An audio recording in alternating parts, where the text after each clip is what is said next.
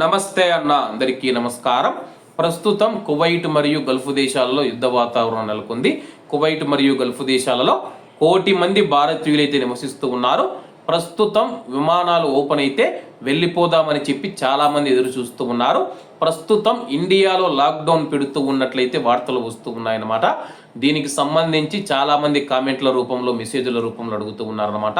ఇండియాలో లాక్డౌన్ పెడితే పరిస్థితి ఏమిటని చెప్పేసి చాలామంది అడుగుతూ ఉన్నారు. కువైట్ నుంచి వెళ్ళాలంటే విమానాలు లేవు. ఒకవేళ సౌదీ అరేబియా గుండా వెళదామనుకున్నా సరే కానీ ఇండియాలో లాక్డౌన్ పెడితే ఎయిర్పోర్ట్లు మూసివేస్తారని చెప్పేసి చాలామంది అయితే అడుగుతూ ఉన్నారన్నమాట. దీని మీద భారత కేంద్ర మంత్రి, పెట్రోలియం శాఖ మంత్రి హర్షదీప్ సింగ్ పూరి గారు అయితే కీలక ప్రకటన చేయడం జరిగింది.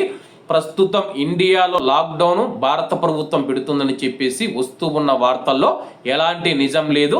ఇండియాలో ఉన్న ప్రజలు ఎవరూ భయపడవలసిన అవసరం లేదు.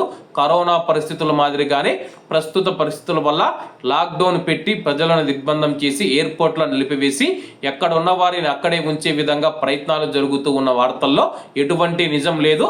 భారత ప్రధానమంత్రి నరేంద్ర మోడీ గారు కూడా దీనిపైన చర్చించలేదు.